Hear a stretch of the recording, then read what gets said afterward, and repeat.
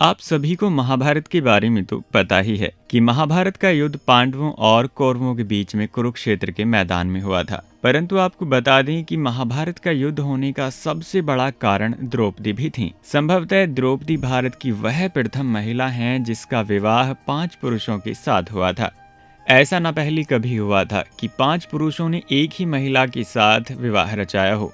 सबसे बड़ा सवाल यह है कि क्या आज के लोग यह समझते हैं कि द्रौपदी ने विवाह तो सिर्फ अर्जुन से ही किया था, तो क्या उसका रिश्ता सभी के साथ नहीं था। जय श्री कृष्ण जी की दोस्तों, स्वागत है आपका हमारे YouTube चैनल ज्ञान बाबा हिंदी में। अगर अभी तक आपने हमारे चैनल को सब्सक्राइब नहीं किया है तो तुरंत से कर लें, क्योंकि ऐसे ही रोमांचक वीडियोस हम आपके लिए लाते रहते हैं। असल में सबसे पहले द्रौपदी का विवाह पांडु पुत्र अर्जुन के साथ ही हुआ था। जब पांडवों को 12 वर्ष का वनवास और 1 वर्ष का अज्ञातवास मिला था, तो उस वनवास के दौरान 5 पांडव एक कुम्हार के घर में रह रहे थे और भिक्षा के माध्यम से अपना जीवन व्यतीत किया करते थे। ऐसे में भिक्षाटन के दौरान उन्हें द्रौपदी के स्वयंवर की सूचना मिली। द्रौपदी के विवाह के लिए एक स्वयंवर रखा गया था और सभी शूरवीर योद्धाओं को स्वयंवर में शामिल होने का न्योता दिया गया था। स्वयंवर के दौरान यंत्र में बड़ी सी मछली घूम रही थी। उसकी आंख में तीर मारना था और वह भी तैल पात्र में उसकी परछाई देखकर।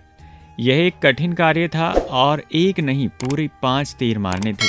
अर्जुन ने यह प्रतियोगिता जीत ली। तब जरासंध, शल्य, शिशुपाल और दुर्योधन व दुशासन आदि कौरव भी वहां पर उपस्थित थे। उस दौरान बहुत विवाद हुआ, क्योंकि 5 पांडव ब्राह्मण वेश धारण करके पहुंचे थे। लेकिन श्री कृष्ण के दखल से आखिर द्रौपदी का विवाह हो गया। अब द्रौपदी का विवाह नियम पूर्वक अर्जुन के साथ कर दिया गया था। 5 पांडवों से उसका विवाह कैसे हुआ या 5 पांडवों की वह पत्नी कैसे बन गई, यह एक रोमांचक किस्सा है। कहते हैं कि द्रौपदी अपने पिछले जन्म में बहुत सुंदर युवती थी। सर्वगुण संपन्न होने के कारण उसे योग्य वर नहीं मिल रहा था। इसलिए द्रौपदी ने अच्छे वर की प्राप्ति के लिए भगवान शंकर की कड़ी तपस्या की, और जब शंकर जी द्रौपदी की तपस्या से खुश होकर प्रकट हुए तो उसे वरदान मांगने को कहा। उस समय द्रौपदी ने हड़बड़ाहट में 5 बार वर मांगे। इसलिए उसे शिवजी के वरदान के कारण इस जन्म में 5 पति प्राप्त हुए।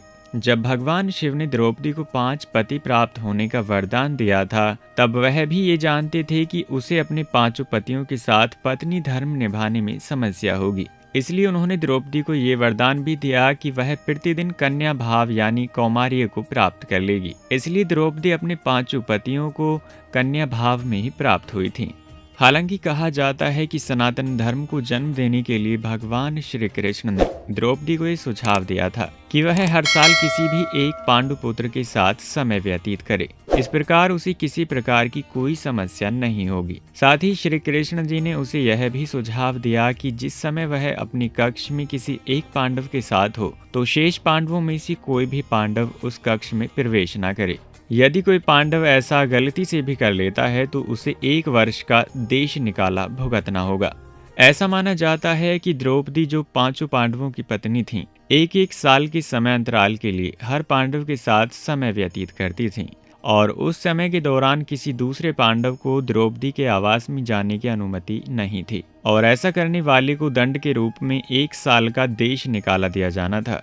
एक बार यह दंड अर्जुन को भुगतना भी पड़ा था, और उसी दौरान द्रौपदी ने कुत्तों को खुले में सहवास करने का श्राप भी दिया था, और इसकी वीडियो आप ऊपर दिए आई बटन पर क्लिक करके देख सकते हैं।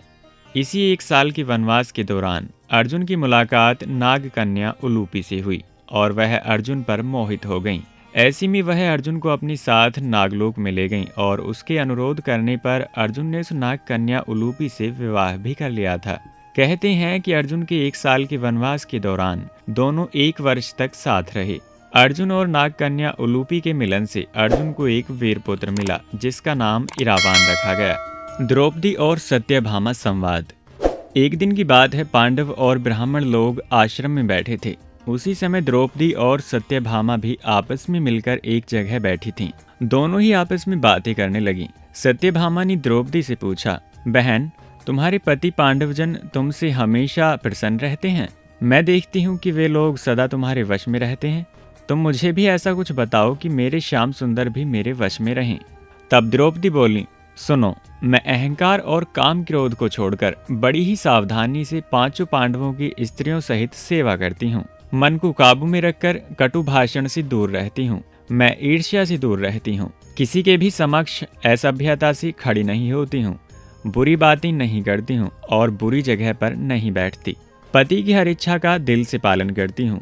देवता, मनुष्य, सजा धजा या रूपवान कैसा ही पुरुष हो, मेरा मन पांडवों के सिवाय कहीं नहीं जाता। मेरे लिए मेरे पति मेरा धर्म है और सब कुछ है, और इनके अलावा मैं किसी और की तरफ उस नज़र से नहीं देखती। उनके बैठे बिना स्वयं नहीं बैठती। उनके स्नान किए बिना मैं स्नान भी नहीं करती। जब जब मेरे पति घर में आते हैं, मैं घर साफ रखती हूँ। समय पर उन्हें भोजन कराती हूँ। घर में गुप्त रूप से अनाज हमेशा रखती हूँ। सदा सावधान रहती हूँ। मैं दरवाजे के बाहर जाकर खड़ी नहीं होती हूँ। पतिदेव के बिना अकेले रहना मुझे पसंद नहीं है। साथ ही सास ने जो मुझे धर्म बताए हैं, मैं सभी धर्मों का पूरे दिल से पालन करती हूँ। सदा धर्म की शरण में रहती हूँ। तो दोस्तों, उम्मीद है आपको हमारी ये वीडियो पसंद आई होगी। वीडियो को लाइक कीजिए, चैनल को कर लीजिए सब्सक्राइब, और साथ ही साथ वीडियोस आपको कैसी लग रही हैं हमें कमेंट सेक्शन में लिखकर भी बता सकते हैं। धन्यवाद।